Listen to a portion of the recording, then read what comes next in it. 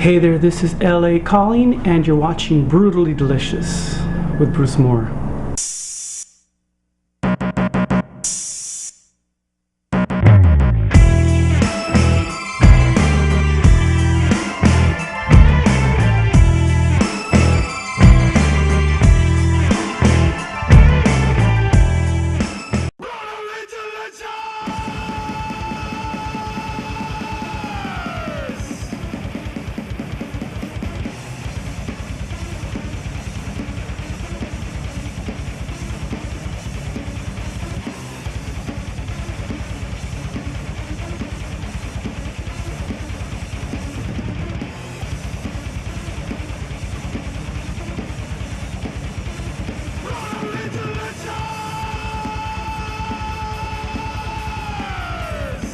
Hey, welcome to Brutally Delicious. I'm Bruce Moore, and today we've got a great show in store for you. We're joined by the guys from Crocodiles. If you stay tuned, we're going to see what they have cooked up for us today. Hey, welcome, guys. Thanks for having us. Thanks for coming out. I appreciate it. You want to introduce yourselves? Yeah. I'm Brandon. I'm Charlie. We're Crocodiles. Perfect. And you guys are out on tour at the moment, right? Yeah. How's that going so far? Great. Good. This is like the 5th week. Yeah. So you've been out for 5 weeks? Yeah. We have 4 more shows. And it's been going pretty well? Yeah, for the most part. Excellent. Alright, well, cool. If you guys are sitting at home, you want to sit back, tune in, we're going to see what we have cooked up for us today. I think we're making a Garbanzo bean stir fry. Yeah, we're making a nice low-fat vegan meal, right? Low-fat vegan meal, so it works for me. Alright, so if you're ready, we'll get started, and if you don't mind, we'll just, I'll ask you questions as we're cooking. Let's do it. And we'll see where we end up. Cool. Alright.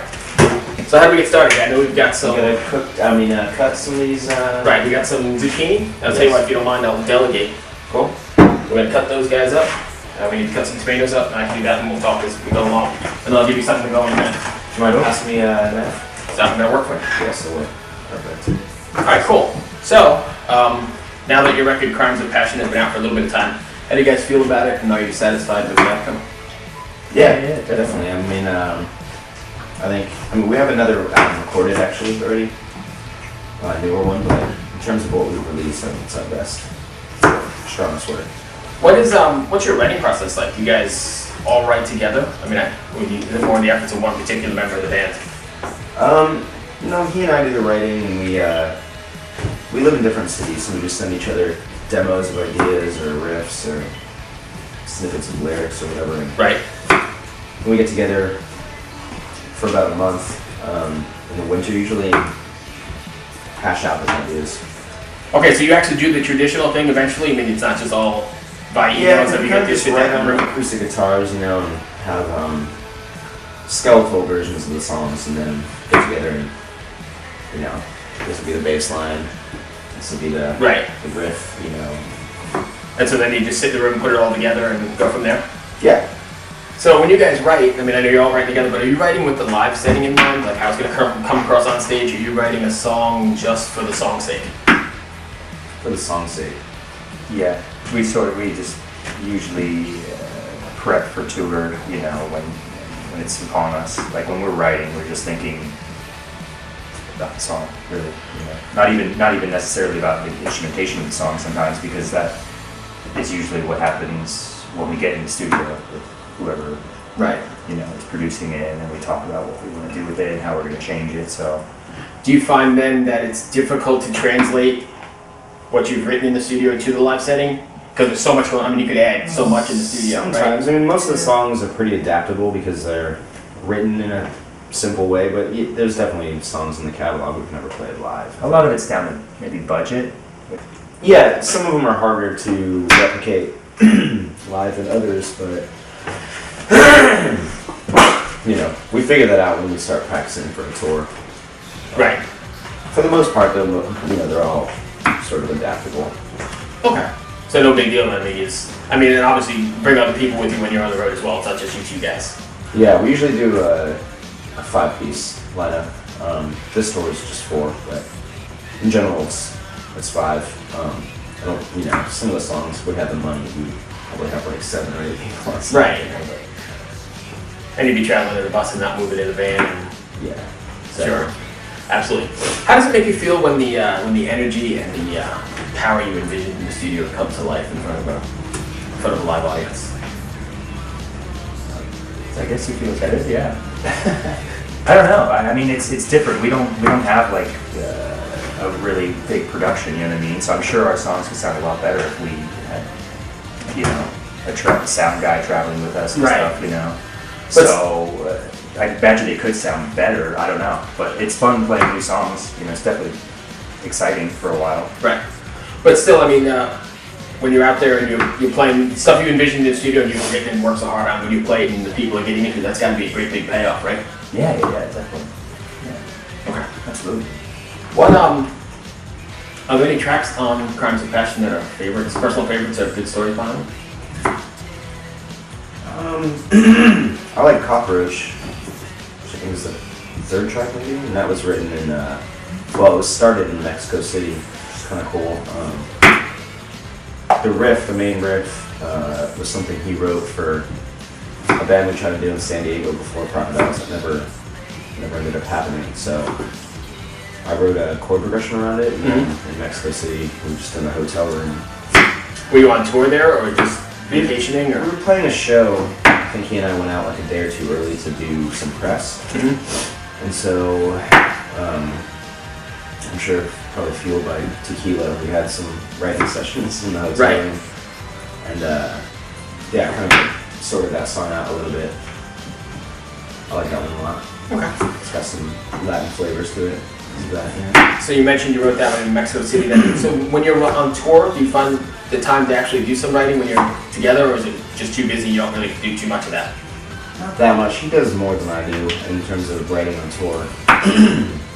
Yeah, I mean, I like playing the guitar, you know, it's therapeutic, and so I usually have the computer out and I'm trying to constantly writing just ideas, you know, because we try and do like an album a year, so it's just good to with touring, that's a pretty good pace though, right? Yeah, I think so. Yeah, I mean, maybe you stay fairly busy. He's busy all year. Yeah. But I can't really write on the road. I'd like to do my writing. A lot of people say that because it's just too busy and you do too many other things. And yeah. I mean, I think I hear more of I can't do too much on the road than, you know, something like yourself. But that's kind of cool. You can do it while you're out there. Yeah, I mean, yeah, you know, yeah. For me, it's cool. I need privacy and calm and focus. Focus, exactly. I can't really do that on the road, you know. All right, cool. Well, we've got the zucchini going. I've got the tomatoes going. If you want to chop up some of this cilantro, I'll pass on the torch to you. Cool.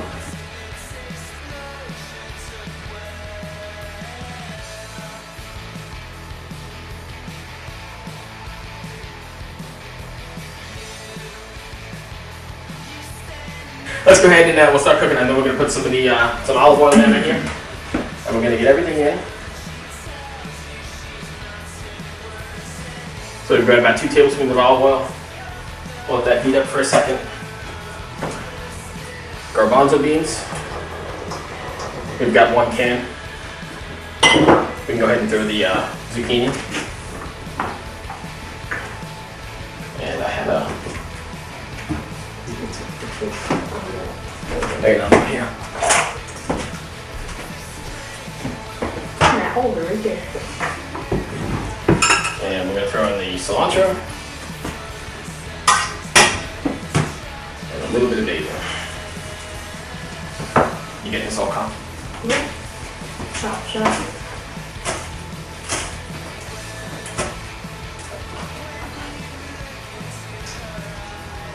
While that's cooking up, we'll go back.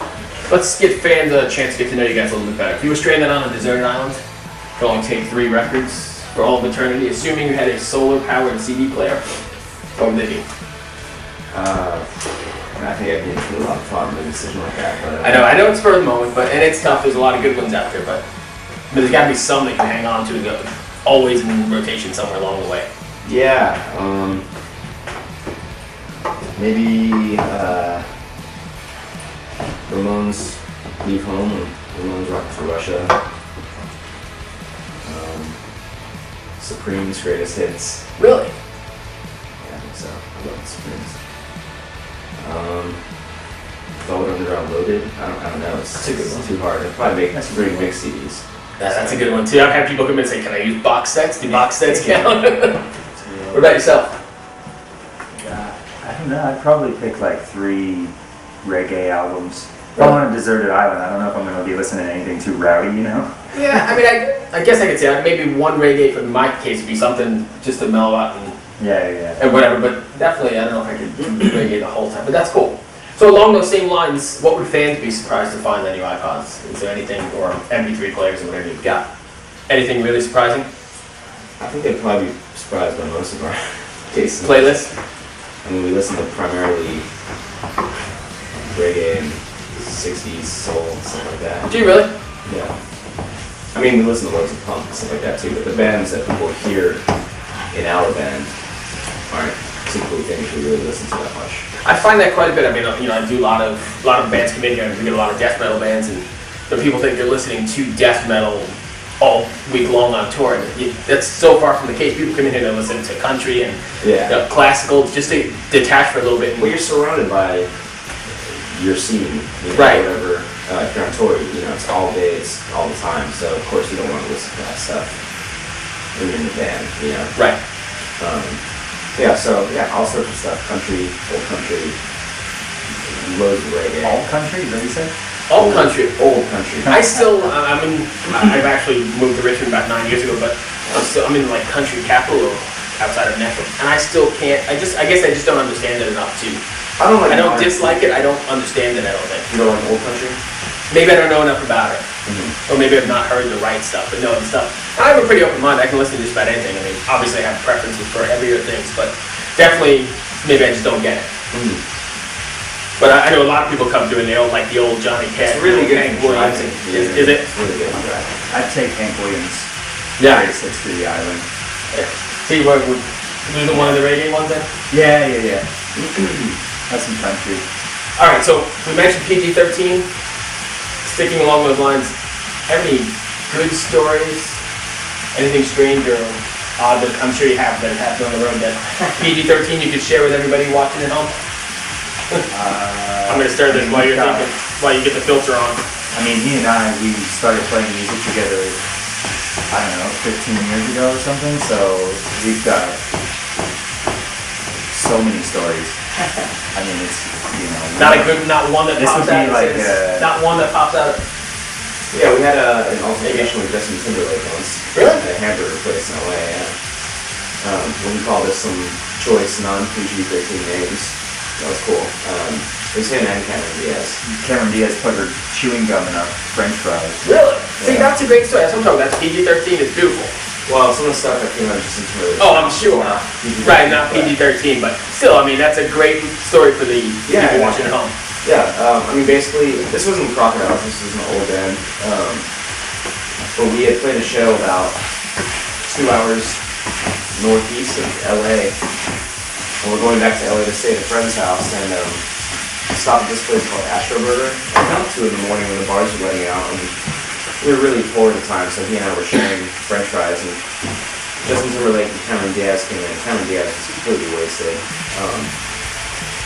I gotta ask you, was it the middle of the night or the middle of the day? Like 2 in the morning. Okay. Yeah. This is before, like, smartphones, you know right. what I mean? So there's no footage other than... Right, because everybody would have busted it out. Quite as But she walked by to go to the bathroom, and it was stupid for me to say this phrase. I didn't mean anything about the age disparity between them. I guess I just referred to anybody's boyfriend as boy toy at the time. So I said, like, can we take a picture with you and your boy toy? Which offended her. She put her chewing gum in our fries. And we had this verbal altercation, us and her. And she went and told him. He had like an entourage of guys. Oh, sure. He called me over, and it just felt like we were in some jock at college or something, right? High school. It's a big buff. It turned into anything physical, or that was just a... It seemed like it was going to, and then the staff at the place called the police. We all just left. We left. It was like a movie. We left as the police were coming in. Like everyone in the restaurant was like, Justin, yeah, on his side, you know? On his side too, yeah. That was lame, but... Alright, so we're back here. Everything's starting to tender up a little bit if you're watching at home. Actually, if you're smelling this stuff, I'm sure you had smell-o-vision. Get some of that. It's pretty nice.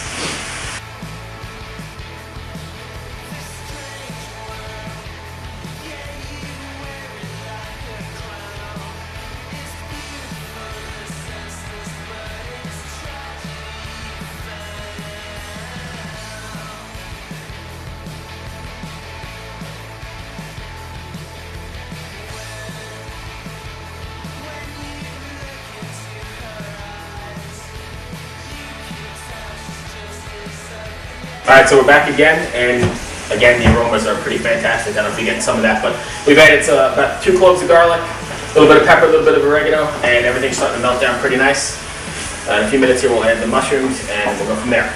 In the meantime, let's let fans get to know you a little bit better. Still, if you were a superhero, who would it be and why? This is all you, man. It's all me. Why? I don't know. I don't know. I guess I would be Batman because I always liked Batman. But for why, I don't know. I just always had an affinity towards. I think I'd be Wonder Woman. Wonder Woman, that's an excellent one. Yeah. I've actually not had that response here in the kitchen, so that's pretty cool. All right, I know you guys said you're working on some new material. You better. It's done. It's done. It's done. Yeah. Have you actually recorded it? Yeah. Oh, it's all ready to roll. It's mastered. The art is done and everything. When are you looking to? Probably February. Okay, cool. So that. What do you guys have planned after this tour? Are you back on? I know you're going to England, right? In France, I We'll saw. go to Europe, yeah, in October, and then we have the rest of the year off, and we'll start again. Have you guys been over to Europe before? Yeah, we tour there as much as we tour here. Do you really? Go twice a year over there. More, yeah. Really? Same kind of response? We do better. Yeah, we do better over there. Yeah. Everybody does better over there. I mean, I even think Europeans are just more appreciative of music. Of music, and I think there's just number one that they're more appreciative of music, and they also like American rock and roll bands. You know, like us and all of our contemporary or all of our friends who are in bands right now. They all do well in Europe. right. I mean, even like relating it to the metal side, where I know a little bit more about it. I mean, even the metal bands, they do great over there. They play monster, 30,000 seat arenas and festivals, and then they come here and they're playing for like 15 people. Yeah, it's just different over there. I mean, the proximity. There's like so many countries. Major cities are closer to each other. You know what I mean? Right, and the public transportation probably helps too, right? Yeah, I'm sure people can take a train pretty easily. So with that being said then, do you guys find, I mean, obviously when you play here, you may not have as many people as you do when you're in Europe. Do you find it hard to, I don't know, get motivated to put on the same show for, say, 10 people as opposed to 7,000 people? Or is it show a show? I mean, I think we play for ourselves, for each other, because we enjoy the music that we're playing and that we write, Right. The way I look at it, there's no reason to. I mean, I think some people, if they have a small crowd in a certain city, they feel.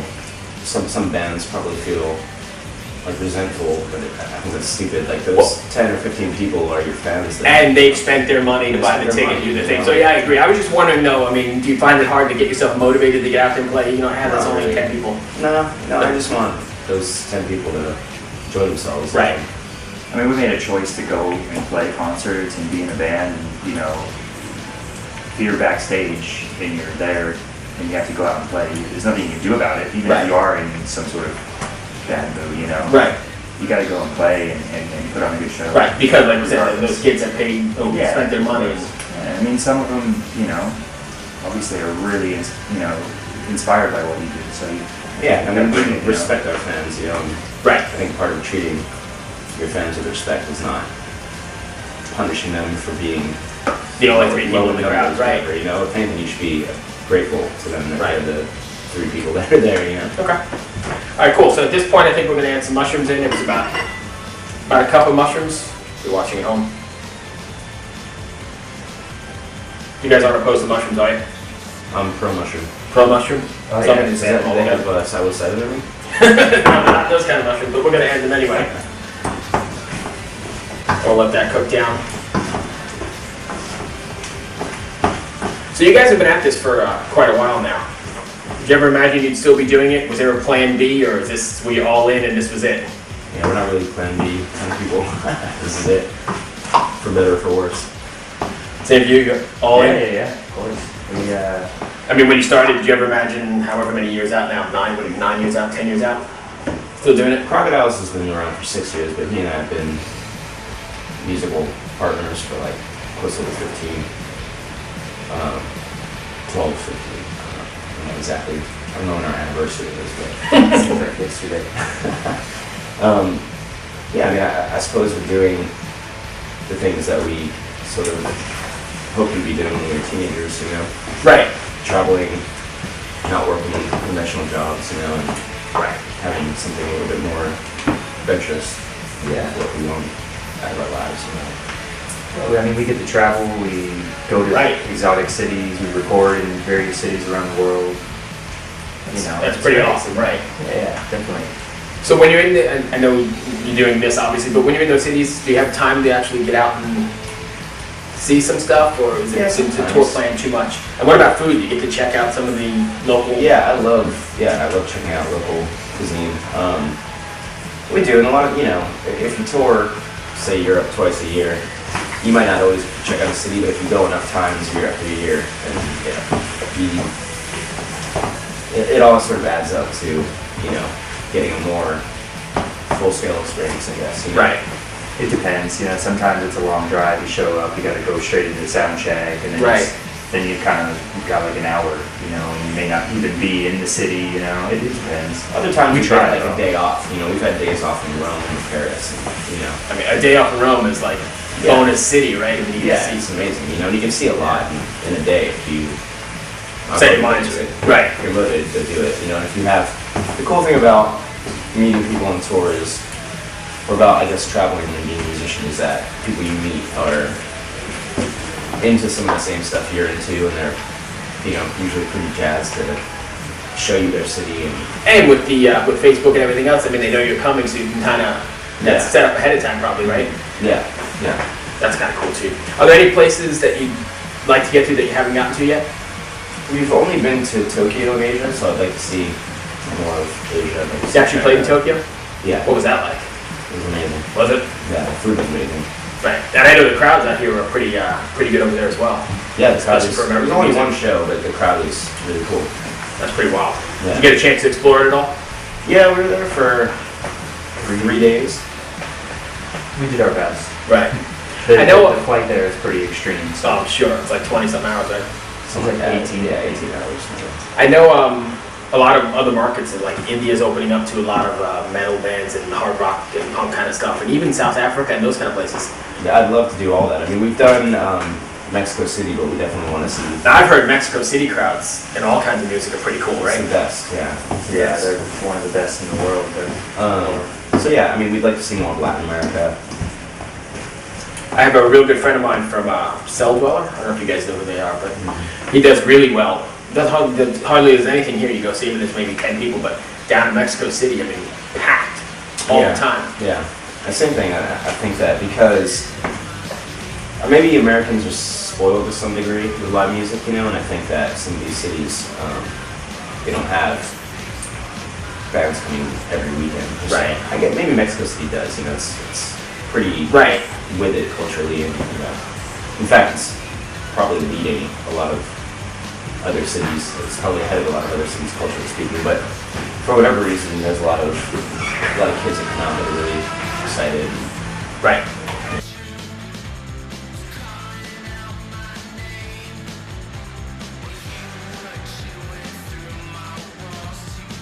All right, so we're back. We've added a little bit of salt just to spicing things up here a little bit. Put some tomatoes on. We've got a tomato. We've diced it up. We've set it right on top. We've lowered the heat, and we're just gonna let it steam up. And while that's finishing up, what do you guys have planned after this tour? I know we talked about Europe. Or what else do you got going on? Yeah, we'll just be gearing up to release the next record, and I guess that's it. Yeah. It's been a busy year. I think the next thing we'll do is probably touring with the album. Yeah. Are you gonna be after Europe pretty much done until February when the release? Or are you gonna tour right through the No, we'll have November, December off.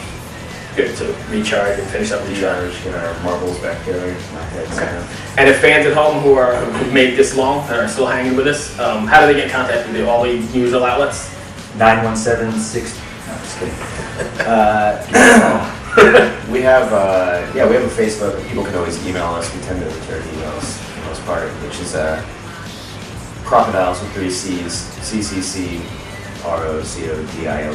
@gmail.com. You guys pretty active social media wise? I mean, if they hit you up, you We try answer to be the best you all can. the things that people write us on Facebook. Yeah. We always write that. Okay, cool. All right, so we're gonna dish this stuff out. We'll be back in a minute.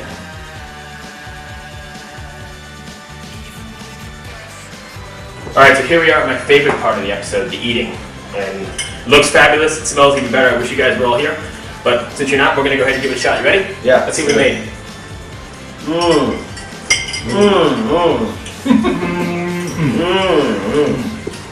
It actually is fabulous. Nutritious, Low flame.